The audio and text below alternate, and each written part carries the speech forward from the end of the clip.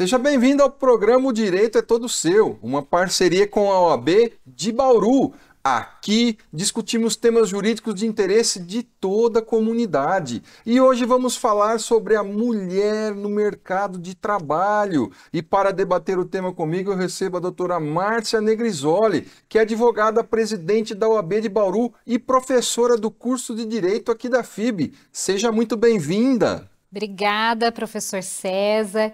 É uma alegria estar aqui novamente na TV FIB e agradeço sempre o espaço, a parceria que é feita entre a TV FIB e a OAB Bauru. Muito obrigada. Nós é que agradecemos mais uma vez sua presença aqui, ainda mais que somos não só colegas na profissão como advogados, lá na OAB, na sua posição como presidente da entidade, e aqui na FIB também, esse nosso ambiente totalmente descontraído, um ambiente super gostoso de se trabalhar, que é a sala dos professores, as salas de aula que nós nos encontramos aí dia a dia. Então hoje realmente estamos bem à vontade aqui no programa. E vamos já direto ao ponto. Falando da mulher no mercado de trabalho, né? Eu tenho certeza que muitas das nossas telespectadoras estão aí ansiosas para saber o que a gente vai falar. E como nós temos a honra hoje de receber uma grande mulher, professora Márcia Negrisoli, como eu disse na apresentação, professora do curso de Direito da FIB, advogada, presidente da OAB de Bauru, você aí já se desdobra, pela simples apresentação, já se desdobra aí nas suas atividades, né? Sem contar as questões pessoais, que é esposa, que é mãe, que é filha e tudo mais. Então eu acho que nada melhor do que hoje conversar contigo aqui no programa O Direito é Todo Seu. E eu já vou lá te perguntando uma questão que envolve muito essa situação da mulher no mercado de trabalho. Eu gostaria de saber de você, quando você aí estudante de Direito, quando você iniciou no curso, na faculdade de Direito, você algum dia ali, você se imaginava como sendo hoje a presidente da entidade? Olha, na verdade, enquanto estudante de Direito era algo bem distante, até porque, ainda não tinha mulher, né, no cargo, né, de presidente aqui da OAB Bauru, eu não sonhava, não me imaginava, eu não tinha em quem me espelhar enquanto uma mulher nesse cargo. Então, para mim, naquela época, era algo bem distante, sabe, César? O tempo foi passando, né? Obviamente, fui me envolvendo com as atividades da OAB, participando das comissões, como você participa também, e a gente sabe da importância que é a nossa participação institucional também para fortalecer a OAB, a nossa advocacia, e fui participando e aí tomando gosto pelas atividades da instituição e a cada dia me envolvendo um pouco mais e galgando esse espaço.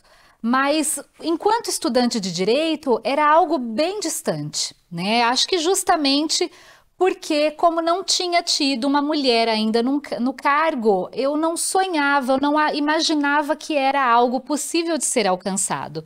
Então, eu faço votos de que, com a minha presidência, né, que estamos de passagem pela nossa instituição, mas deixando aí ao término da minha gestão, que eu possa ter pavimentado esse caminho para outras mulheres e que então, sim, as meninas, as estudantes de Direito tenham, né, em quem se espelhar. Já teve uma mulher nesse cargo de liderança na nossa instituição, na OAB, então eu também posso chegar lá. Imagino e gostaria muito que isso acontecesse com as estudantes de Direito que, tendo já uma mulher no cargo, saibam que elas também podem chegar no mesmo cargo. É isso que você falou, essa palavra eu vou pescar aqui de toda a sua fala, né? Você falou que quando era estudante você sequer imaginava, mas depois você entendeu que seria possível. Essa acho que é uma palavra que a gente pode deixar para as mulheres, meninas, as jovens que estão nos vendo aí, que estão nos assistindo, né? A possibilidade, o chegar lá. Você entendeu que era possível e realmente foi. Já está aí no segundo mandato. Uma outra situação, muito se fala aí no mercado de trabalho, que a mulher possui o chamado teto de vidro e tal. Eu queria que você falasse um pouco disso para as nossas telespectadoras, para os nossos telespectadores. Sim, isso tem muito a ver com o tema aqui do nosso bate-papo, né? A ascensão das mulheres no mercado de trabalho, ela muitas vezes, hierarquicamente, ela esbarra nesse teto de vidro. Então, nós sabemos que há uma grande quantidade de mulheres no mercado de trabalho, sim, né? Até na advocacia, nós somos em maior número do que os homens. Agora, as mulheres elas têm uma dificuldade de ascensão na carreira. Então, elas entram em determinada empresa, indústria, galgam ali o seu espaço e, à medida que vão surgindo possibilidades de ascensão, por algum motivo que é invisível, né, que elas não reconhecem imediatamente, aquele lugar não sobe mais. E é aí que a gente chama, né, que é o teto de vidro. E por que isso acontece? Porque a gente tem muitas barreiras que são exatamente invisíveis, César.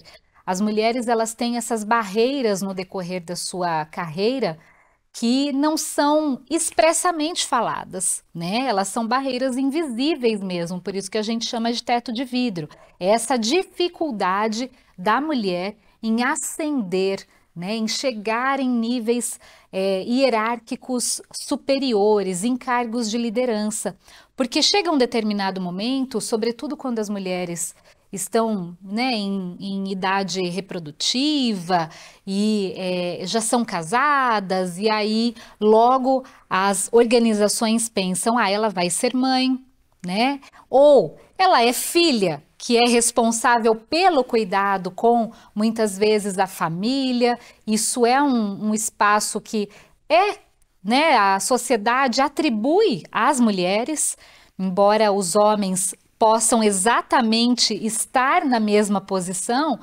Culturalmente esse é um espaço que foi sempre atribuído às mulheres, né? Então a mulher ela acaba tendo as duplas, as triplas jornadas de trabalho que são invisíveis, ninguém vê, né? Que a gente chega em casa, vai ainda cuidar da casa, vai cuidar dos filhos ou dos nossos pais idosos, de alguma forma a mulher é a responsável pelo cuidado dessa família. E isso, de alguma maneira, impacta no dia a dia do trabalho. Porque será que essa mulher ela vai ter a mesma disponibilidade, por exemplo, para fazer uma hora extra? Será que essa mulher vai precisar se ausentar mais do trabalho para levar seu filho ao médico ou seus pais, enfim? Então, essa cultura, né, de que a mulher é a cuidadora sempre de todos, acaba compondo esse quadro, né, da dificuldade dela em ascender ao trabalho, sobretudo se ela estiver, né, com o sonho de ser mãe, porque aí ela vai se afastar do trabalho. A gente sabe que quando ela retornar da licença maternidade com um filho bem pequeno, recém-nascido, a prioridade acaba sendo do recém-nascido, né? Então, é uma reflexão que a gente tem que fazer. Eu sou muito favorável a uma mudança na nossa legislação mesmo, para que a gente não tenha uma licença maternidade ou paternidade, mas uma licença parental. Porque ambos são responsáveis pelo cuidado do recém-nascido. E isso ajudaria muito a trazer igualdade de oportunidades em relação a homens e as mulheres no mercado de trabalho.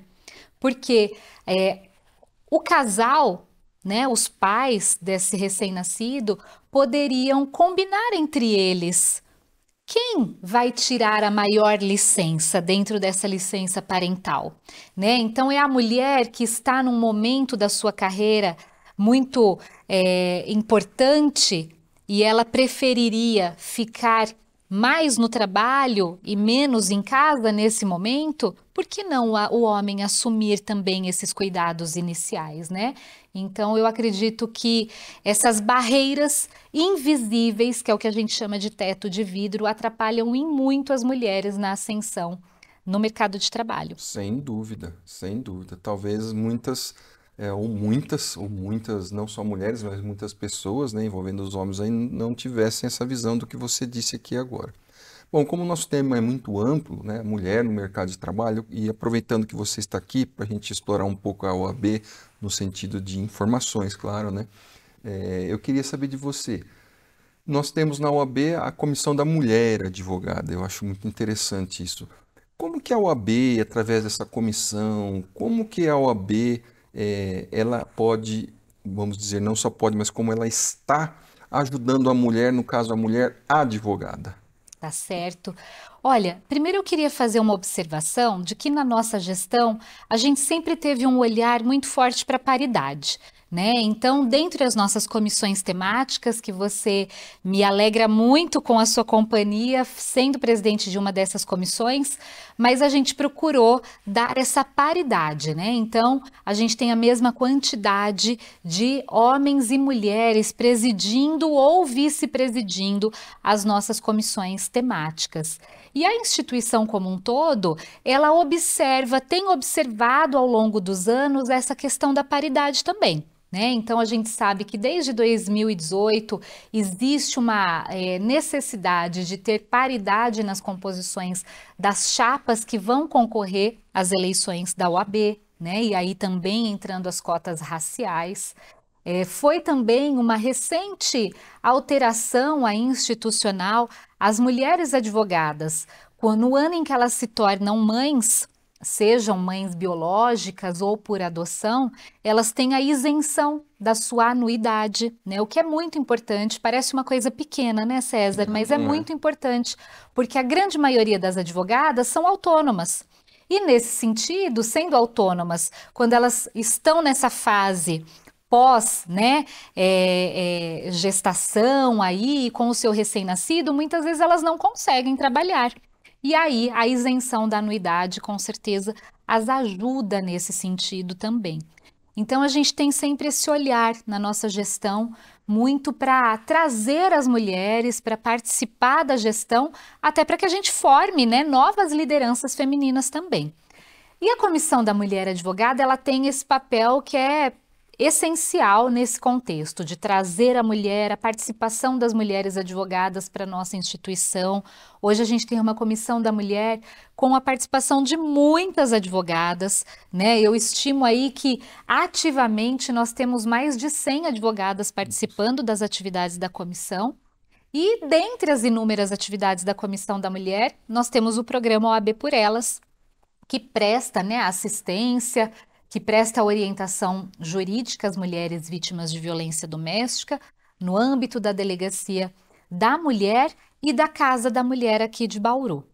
E além da orientação jurídica, através de um convênio que foi firmado também com a participação do Ministério Público Federal e a Prefeitura de Bauru, nós também hoje podemos instrumentalizar as medidas protetivas de urgência para aquelas mulheres que estão passando por uma situação de violência e não têm condições de pagar um advogado particular, Então, ela poderia tentar um advogado pela Defensoria Pública, mas também tem esse outro canal, que é um serviço oferecido aqui dentro dessa parceria pelas advogadas que fazem parte do OAB por Elas. Tá aí uma informação relevantíssima, para você, nossa telespectadora que nos assiste aí. Nós temos muita coisa para falar, mas precisamos ir aí para um rápido intervalo, mas voltamos já já, não saia daí.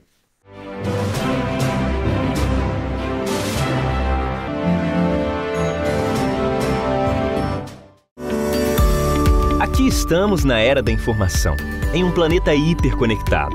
O mundo moderno demanda estruturas e serviços que rompam barreiras e transformem vidas. Crescer é evoluir, chegar mais longe acompanhando de perto cada detalhe, em cada lugar e a cada projeto entregar além do que se espera. A LPNet é fibra ótica, é o presente e o futuro.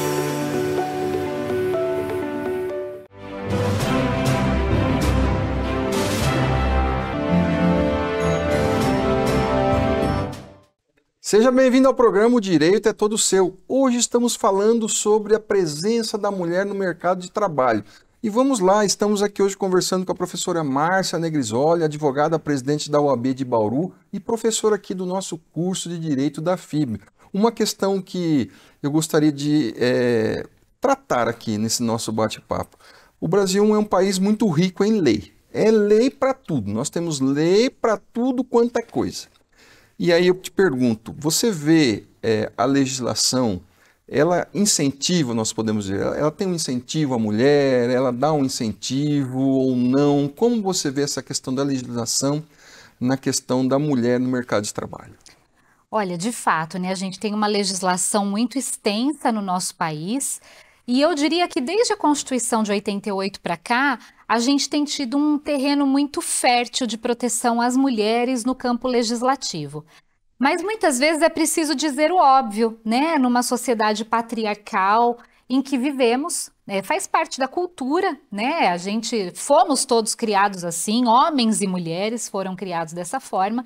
Então, muitas vezes a lei ela precisa dizer o óbvio. Quando a Constituição Federal vem e trata da igualdade de direitos entre homens e mulheres, a mim parece que nem precisaria isso estar escrito num texto constitucional, né? Mas precisa, porque se não está escrito, a dificuldade é ainda maior para as mulheres.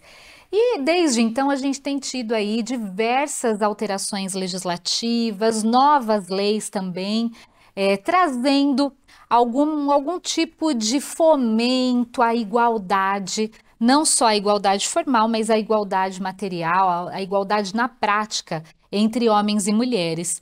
Eu diria que desde a Lei Maria da Penha, né, em 2006, a gente tem na esfera penal, envolvendo as questões de violência, cada vez mais o cerco se fechando em relação aos agressores. Então, nós tivemos, depois da Lei da Maria da Penha, a Lei do Feminicídio, mais recentemente, a Lei do Stalking e outras, né? Então, a gente tem importunação sexual, a gente tem tido realmente uma gama de legislação na esfera penal para proteger essa mulher da violência.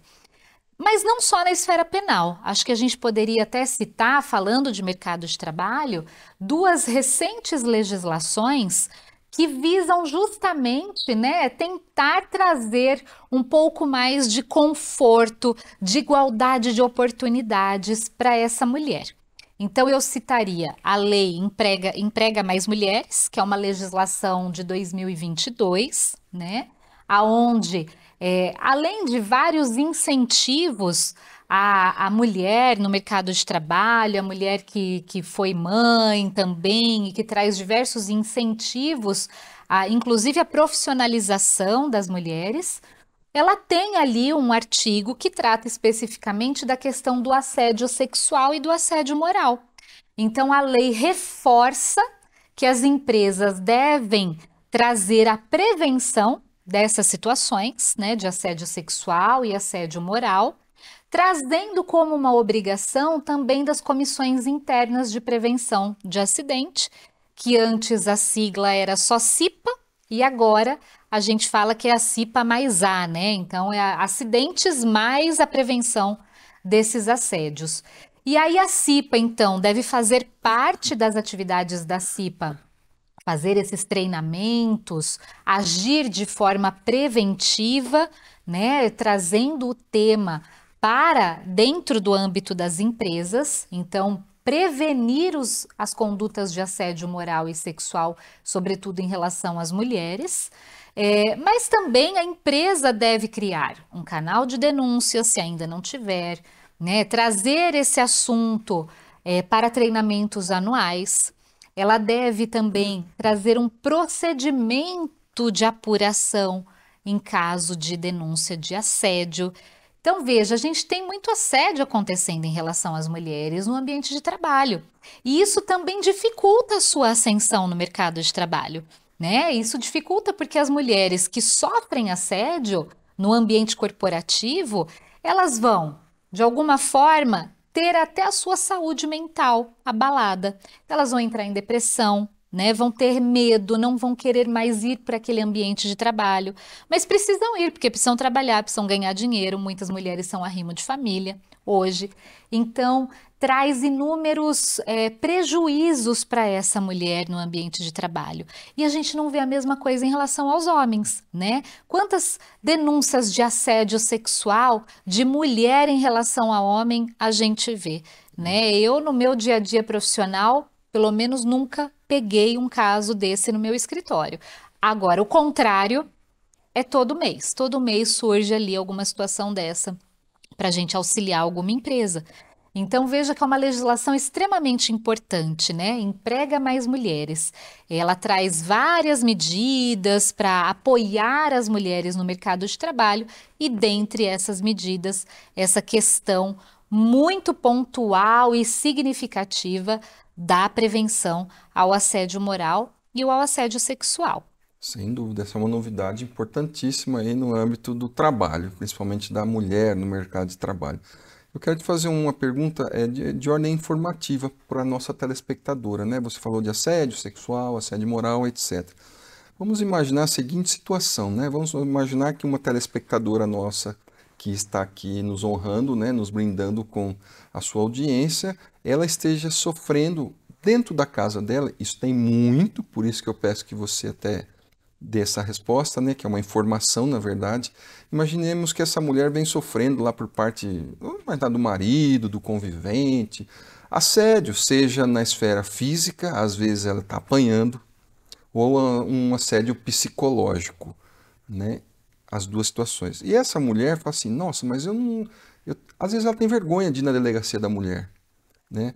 E você falou agora da OAB por Elas, da comissão, desse projeto que está em andamento, que está funcionando e muito bem, por sinal. O que eu te pergunto é a seguinte informação, essa mulher que está nos assistindo agora, que está apanhando dentro de casa, se ela falar assim, puxa, eu preciso ir nessa OAB por Elas, qual é o canal de contato? Manda e-mail para essa comissão, para a OAB, tem um número de telefone, o que essa mulher, o que a gente pode dar de auxílio para essa mulher que nos assiste agora? São as violências, né? A Lei Maria da Penha, ela traz aí essas violências que podem acontecer em relação à mulher, a física, a moral, a psicológica, a patrimonial, a sexual. E muitas mulheres, de fato, César, elas têm vergonha de denunciar. Elas têm vergonha de se dirigir até uma delegacia de polícia, porque ali é um ambiente que para muitas pode parecer hostil, né? Então, não se sentem confortáveis de ir até uma delegacia de polícia. Então, para fazer contato com a Comissão da Mulher Advogada, lá na OAB Bauru, basta uma ligação no 3227-3636. Nós temos também o e-mail da OAB, que é o bauru@oabsp.org.br. Faz a sua comunicação, né? Algumas mulheres, inclusive, já colocam no e-mail um relato, algo assim, mas ou não precisa, é só agendar um horário que a gente vai atender lá na Nações Unidas 3030, lá na nossa Casa da Advocacia e da Cidadania. Que bom, excelente informação. Valeu o nosso bate-papo aqui, o programa de hoje valeu só por essa informação, porque a gente sabe que embora tenhamos aí o poder público, muita assistência em relação à mulher, como eu disse, você falou agora, a gente sabe, tem muita mulher que tem vergonha de procurar, por exemplo, uma delegacia de polícia, não sabe o que vai encontrar ali, etc, né? Então eu acho que fica muito mais fácil ela procurar mulheres advogadas, que vai ser mais fácil ali a questão dela contar o que está acontecendo para ser dado o encaminhamento mais correto e mais coerente ali. Uma outra questão, né? Eu vou puxar um pouquinho também, de novo, para o lado da advocacia na questão feminina. Nós temos aí na nossa advocacia as prerrogativas que são inerentes a todos os advogados. Mas nós temos vivenciado aí questões inerentes especificamente à mulher, né? Às vezes você vê, por exemplo, uma mulher advogada que leva uma criança numa audiência e aí a mulher não tem com quem deixar aquele filho, às vezes ali ocorre algum problema, uma série de situações, né? O que eu quero te perguntar é como é que está essa questão das prerrogativas em relação à mulher advogada? Então, nós temos as prerrogativas profissionais da advocacia, que são aplicadas a todos e todas indistintamente, mas nós temos um artigo específico de prerrogativas voltada às mulheres advogadas, né?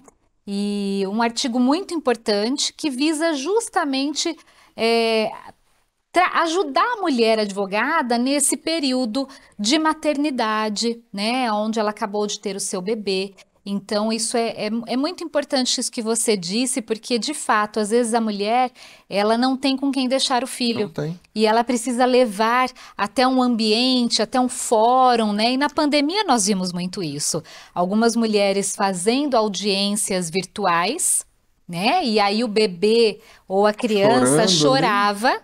E a gente teve situações muito eu diria assim, indignas, né, até de alguns magistrados chamando a atenção da mulher, falando para que a criança ficasse quieta, porque estava atrapalhando a audiência, né? Então a gente passa, nós mulheres passamos por situações como essas, é muito cotidiano, muito rotineiro, infelizmente. Mas eu queria chamar a atenção para essas prerrogativas das mulheres advogadas, que é o nosso artigo 7º-A da nossa lei federal que regulamenta a nossa profissão, sobretudo porque o motivo, na verdade, que fez com que a gente tivesse essas regras específicas. Nós temos uma lei de 2016, que é conhecida como Lei Júlia Matos. Essa legislação, ela acabou surgindo de um fato que aconteceu no dia a dia de uma profissional advogada. Então, uma advogada foi fazer uma sustentação oral num tribunal, né? Não foi no estado de São Paulo, em outro estado. E aí, enquanto ela aguardava, ela estava gestante, já dos seus 8 meses, mais ou menos. E aí ela pediu preferência para fazer essa sustentação oral, né? E foi negado a preferência. Então, ela ficou ali muito tempo aguardando e, infelizmente, isso acabou levando que ela tivesse ali, passou mal, né? E a filha dessa advogada acabou nascendo prematuramente, indo para UTI, inclusive. Hoje em dia ela está muito bem, mas teve essa dificuldade do nascimento, porque essa mulher advogada ficou, né, teve um desgaste muito grande, porque ela não conseguiu efetivamente uma prioridade para a sustentação oral. Então é aquilo que eu disse no início, às vezes a lei ela precisa escrever o que é óbvio, porque se a gestante tem prioridade em fila de banco e outras situações similares, a gente precisa de uma lei para dizer que a gestante mulher precisa de prioridade numa sustentação oral, né? É algo que pode soar até um pouco absurdo, mas sim, a gente precisa dizer o óbvio. Então, a partir desse fato, que foi muito polêmico e acabou trazendo realmente uma comoção, né? Porque é algo que é muito absurdo. A partir desse fato, então, nós tivemos uma alteração na nossa legislação, no Estatuto da Advocacia e também no nosso Código de Processo Civil, aonde garante por escrito essa prioridade da mulher advogada gestante nas sustentações orais. Também garante que as mulheres advogadas gestantes não vão passar por detector de metais, aparelhos de raio-x nas suas entradas em fórum, unidades prisionais quando elas forem atender, né, um cliente. Então isso agora está escrito, é uma prerrogativa da mulher advogada. E também a suspensão dos seus prazos por um período de 30 dias, nos casos em que ela é a única patrona constituída naquele processo. Então, ela é a única advogada da causa, deu à luz ou adotou, então ela vai ter aí 30 dias de suspensão de prazos processuais, o que é pouco. Nós sabemos que é muito pouco, né? Porque um recém-nascido não é só 30 dias que ele precisa ali desses cuidados mais atentos, né, dos seus pais.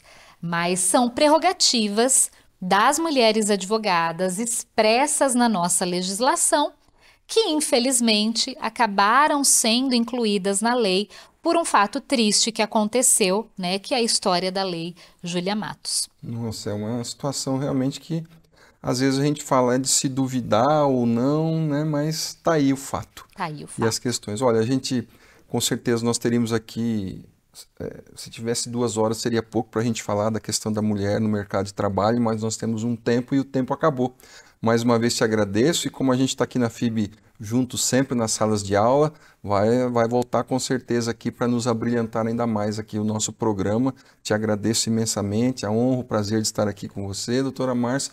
E a você, nosso telespectador, nossa telespectadora, muito obrigado porque o programa é feito para você, pensado em você, para você.